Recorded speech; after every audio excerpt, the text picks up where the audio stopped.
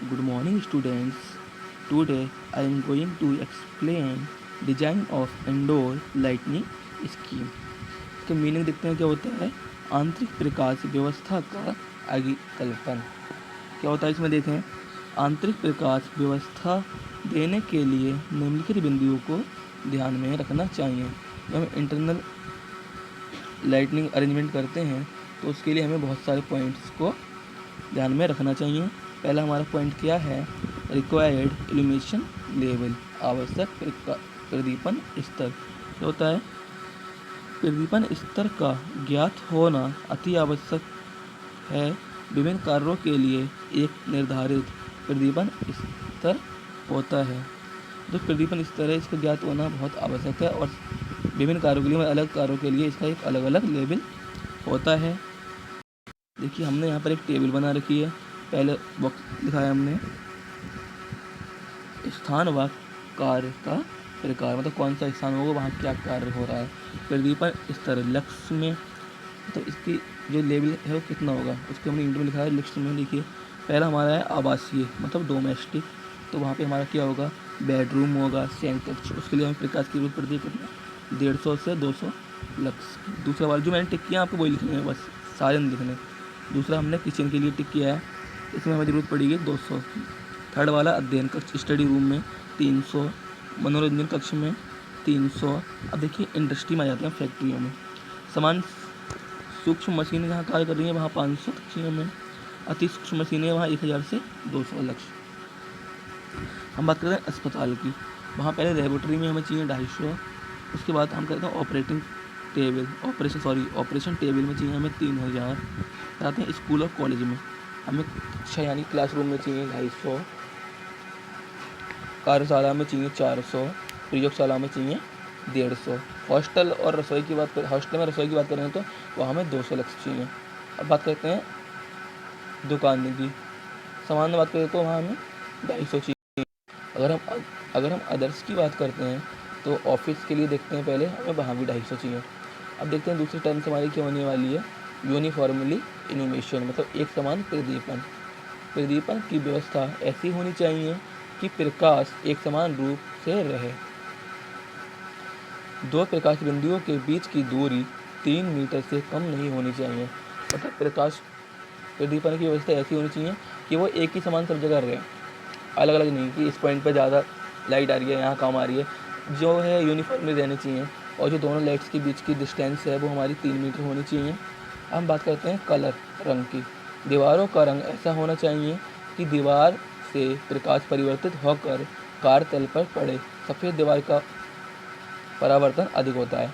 हम बात करें कलर की, तो हमारी दीवारों का कलर ऐसा होना चाहिए कि वहाँ से अगर लाइट पड़ती है तो रिफ्लेक्ट होकर हमारा जहाँ कार्य कर रहे हैं जो हमारा ऑब्जेक्ट है उससे फोकस रहना चाहिए। ज़्यादातर वाइट कलर की दीवारें होनी चाहिए। अब देखते हैं टाइप्स ऑफ लाइटनिंग सिस्टम। प्रदीपन व्यवस्था का प्रारूप क्या है। प्रदीपन व्यवस्था जैसे प्रत्यक्ष डायरेक्ट, अप्रत्यक्ष इनडायरेक्ट, अप्रत्यक्ष हाफ डायरेक्ट आदि ऐसी होनी चाहिए कि अधिक से अधिक प्रकाश मिल सके। मतलब टाइप्स हमारा ऐसा हो कि हमें ज़्यादा से ज़्यादा मोस्टली ज़्यादा से ज़्यादा लाइटें प्राप्त हो सकें। आता है हमारा next point, high space ratio, स्थान ऊंचाई का अनुपात, मतलब कितनी ऊंचाई रहनी चाहिए इसके में पढ़ेंगे हम। प्रकाश की ऊंचाई 2 मीटर से 3 मीटर के बीच रखी जाती है तथा स्पेस इस प्रकार देना चाहिए ताकि स्थान ऊंचाई का अनुपात 1 या 2 से अधिक ना हो। जो प्रकाश की ऊंचाई 2 से 3 मीटर तक रहनी चाहिए ताकि हमें स्थान ऊंचाई का अनुपात 1 से 2 मीटर से अधिक ना हो। अब आता है यूटिलाइजेशन फैक्टर, उपयोगिता गुणांक। कभी कभी ये डेफिनेशन से पूछ लेता है 3, 4, 5 नंबर में, या पूरा क्वेश्चन ही आ जाएगा जो हम देख रहे हैं। देखिए यूटिलाइजेशन फैक्टर में क्या होता है, कार्यतल पर पड़ने वाली ज्योति लुमिनस तथा प्रकाश स्रोत द्वारा कुल ज्योति का अनुपात उपयोगिता गुणांक कहलाता है। क्या होता है, कार्यतल पर जो हमारी ज्योति पड़ रही है वो तथा प्रकाश स्रोत की कुल ज्योति का अनुपात यूटिलाइजेशन फैक्टर कहलाता है। इसका मान 0.5 से 0.8 तक लिया जाता है। बात करें डिप्रेशिएशन फैक्टर, क्या होता है, ये हास्य गुणांक। समय के साथ साथ दीवारों प्रकाश स्रोतों आदि पर धूल जम जाती है। धूल जम जाने के कारण पूरे प्रदीपन नहीं हो पाता। मतलब हमारा धूप जाती है दीवार वगैरह पे जब बंदी हो जाती है वहाँ से हमारा लाइट का प्रदीपन पूरा नहीं हो पाता। इसे हास्य गुणांक अनुक्षण गुणांक भी कहते हैं।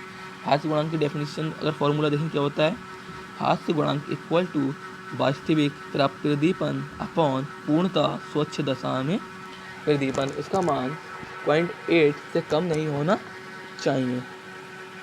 अब देखते हैं प्रकाश बिंदु की गणना, calculation of light point. Light point की गणना कैसे करते हैं देखिए। प्रकाश बिंदुओं की गणना करने से पहले खाली इसमें हेडिंग डालना है, इसमें लिखना कुछ नहीं है, ठीक है ना, हमें ये टेबल बनानी है। इसमें खाली फॉर्मूला देखेंगे उस पर एक क्वेश्चन आ जाता है, बस खाली इसमें ये फॉर्मूला हमें याद रखना है क्योंकि इस पर कभी कभी क्वेश्चन आ जाता है। प्रकाश स्रोतों की संख्या हम कैसे फाइंड करेंगे, n equal to A dot A upon P dot C U dot M F, where E equal to हमारा दे रखा है प्रदीपन तीव्रता, इसका यूनिट होती है ल्यूमन पर मीटर स्क्वायर। हमारा जो ए दे रखा था वो दे रखा है हमारा तल का क्षेत्रफल, एरिया दे रखा है मीटर में। जो पी दे रखा था वो हमारा दे रखा है प्रति लैंप द्वारा ल्यूमिनस फ्लक्स, ल्यूमिनस फ्लक्स पर वाट या जोड़ता दक्षता। अब सी यू की बात करते हैं, हमारा क्या होता है उपयोगिता गुणांक मतलब यूटिलाइजेशन फैक्टर।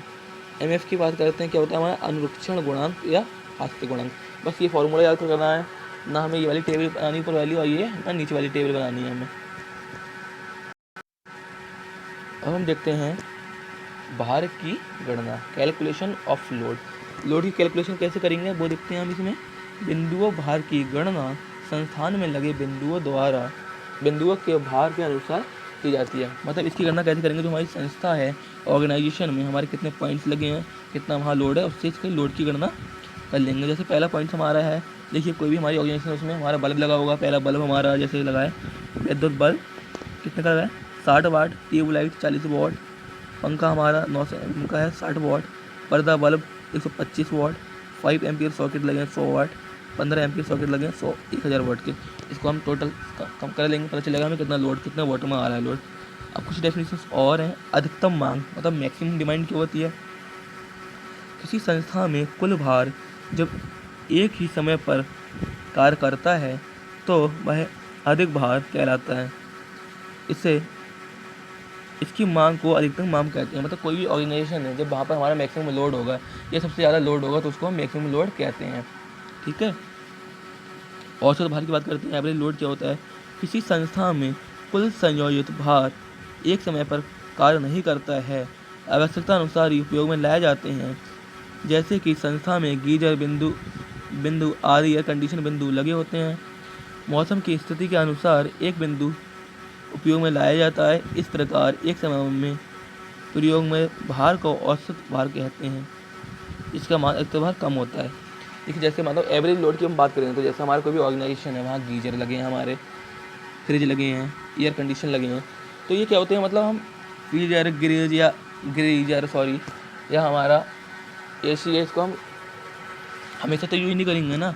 गीजर को हम ठंडों में यूज करेंगे, एसी को गर्मी में यूज करेंगे, हमारा फ्रिज को भी गर्मी में यूज करेंगे, तो हमारा नॉर्मल लोड रहता है, मतलब सारी चीज़ यूज नहीं कर रहे तो उसको हम एवरेज लोड बोलते हैं। अब देखते हैं डिमांड फैक्टर क्या होता है।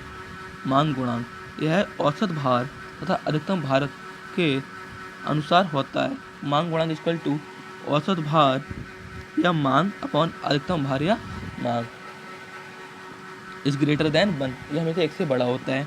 अब डाइवर्सिटी ऑफ लोड देखते हैं। संस्था में कई प्रकार के भार बिंदु होते हैं, जैसे पंखा, कूलर, प्रकाश हीटर आदि। इन सभी भार को एक साथ प्रयोग में नहीं लाते। कई सारे लोड होते हैं ना ऑर्गेनाइजेशन में, पंखा, कूलर, फैन, इनको एक साथ यूज नहीं करते। गर्मी में कूलर तो सर्दी में हीटर का प्रयोग करते हैं। कि मौसम में किस अवधि से संस्थान की वैद्युत शक्ति की मांग अधिक होगी, तो संस्थान में बिंदु शक्ति व मितव्ययी गणना आसानी से की जा सकती है। इसे भार विचलन कहते हैं। मतलब क्या होता है भार विचलन, जैसे हमारे ऑर्गेनाइजेशन में कुछ भी लगा है, पंखा, हीटर, कूलर, तो उसको हम एक साथ यूज नहीं कर सकते ना। जैसे रिक्वायरमेंट जिसकी जब होगी उसको तभी यूज करेंगे। जैसे गर्मी में कूलर यूज कर लिया तो सर्दियों में हीटर, बस। तो हमारा वो है लोड, उसमें हमारा विचलन यानी डाइवर्सिटी होती रहती है, उसको हम बोलते हैं भार विचलन। अब आता है डाइवर्सिटी फैक्टर, किसी संस्थान की कुल अधिकतम मांग तथा किसी विशेष अवधि में कार्यरत मांग का अनुपात विचलन गुणांक कहलाता है। क्या होता है फॉर्मूला, कुल अधिकतम भार मांग अपॉन कार्यरत अधिकतम मांग। तो होता है ग्रेटर देन, तो इसका मान 1 से हमारा बड़ा होता है, हमारा 1 इससे छोटा रहेगा। संस्थान का कुल अधिकतम भार अपॉन संस्थान में एक ही साथ भार कार्यरत।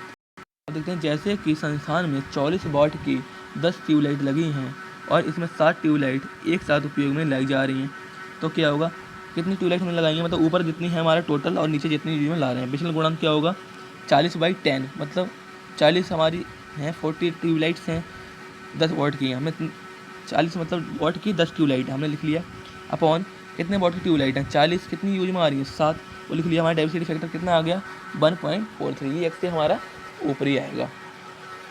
परिपथ की गणना कैसे करते हैं, कैलकुलेशन ऑफ सर्किट, लाइट, पंखा तथा 5 एम्पियर के सॉकेट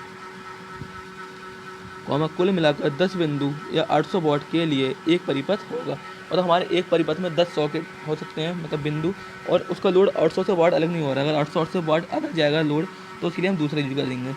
15 एम्पियर के सॉकेट शक्ति परिपथ की श्रेणी में आते हैं, जिसके लिए 2 बिंदुओं या 3000 वाट का एक परिपथ होगा। चालक की माप की बात करें, क्या होता है, साइज ऑफ कंडक्टर। प्रकाश पंखा 5 एम्पियर के सॉकेट के परिपथ के कॉपर 1/1.2 mm या 0.96 mm² उपयोग में लाते हैं, तब एल्यूमीनियम 1/1.40 mm या 1.5 mm² उपयोग में लाते हैं। शक्ति परिपथ के लिए ताम 3/0.915 या 1.93 mm², यह एल्यूमीनियम चालक 1/1.80 mm (2.5 mm² से कम माप में नहीं होना चाहिए। स्टूडेंट्स, आज की लेक्चर में इतना ही पढ़ेंगे। हमारी वीडियो थोड़ी सी बड़ी हो गई है, लेकिन कोई बात नहीं है, कल फिर मिलेंगे हम नए टॉपिक के साथ। Thank you students.